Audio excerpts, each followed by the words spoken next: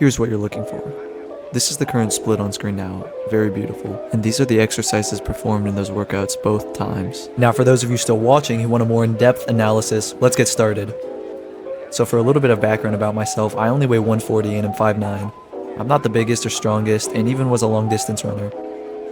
I've only been on this resistance training split for about 1 year now, and I just really love it and enjoy strength training. However, I used to be a gymnast before I tore my shoulder skiing, and the surgeon doctor told me I would never do a single push-up or pull-up again, which at the time, as a 14-year-old, I did not take that.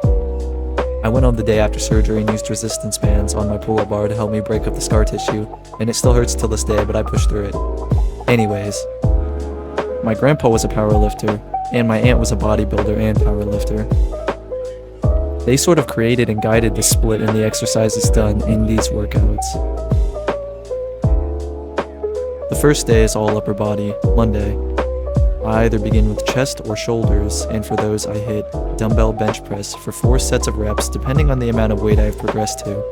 And when I reach 12 reps for each set, I move the weight up and lower the reps. We also have odd plates, which basically just means that instead of 2.5 pounds being the lowest, we have 1 1/4 pound Olympic plates that can really help with plateaus, my grandpa says. Next exercise, if I am starting with chest at least, because some days I switch it up and burn shoulders first to make chest harder to hit, if that makes sense, is dumbbell flies. Very basic, high reps, low weight, always because my shoulder anatomy sucks. The reps go past 12 on these, like 15 or 20, and they always leave me sore still. For shoulders, standing shoulder dumbbell press, or a military press. And shoulders are my weakest point, not even like my triceps or chest, specifically my shoulders. And it's always a fun one, and I think it's very practical for everyday strength.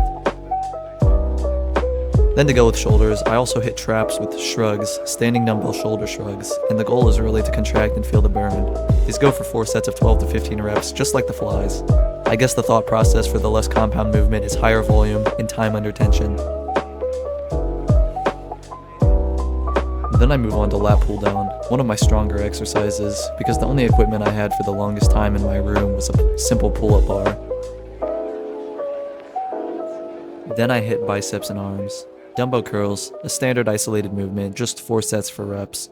And sometimes I hit preacher curls with less weight to really contract it without ego lifting to ruin my curling form. And then comes barbell or easy bar curls, which I alternate between the 2 bars, although both are very solid bars, and those go for 4 sets for reps. Although I will say the straight bar hurts my wrist a lot less. And to end off biceps with a maximal pump, I do the Arnold Schwarzenegger special, which is the 21 curls. 7 curls with the barbell or easy bar at half range of motion up, then 7 reps at the upper rep range, or the upper range, and then 7 full range, and that is supersetting and ego lifting at its finest. By then, at least. But sometimes I do it clean, and that tells me I gain strength.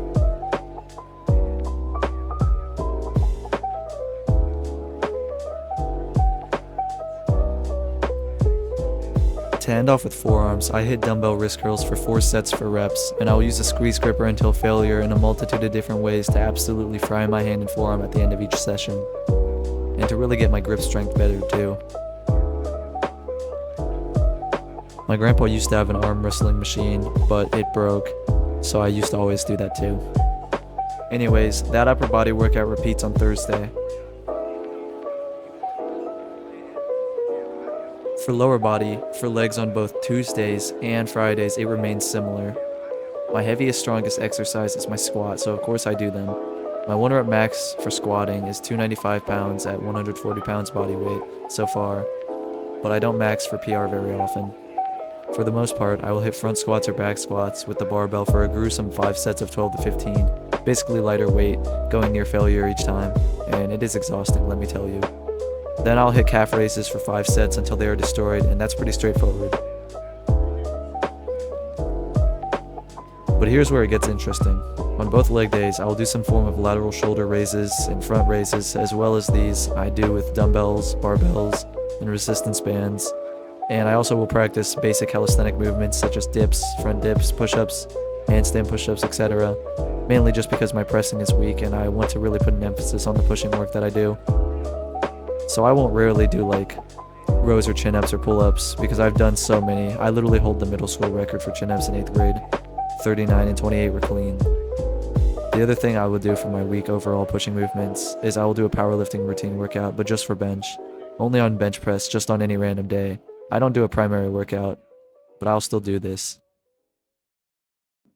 It basically is a sheet of paper, and you just follow what it tells you to do under whatever your next max is that you're going for. And it'll tell you like the weight and reps to get you there. I actually jumped my bench from 145 to 170 using it in the wintertime last year.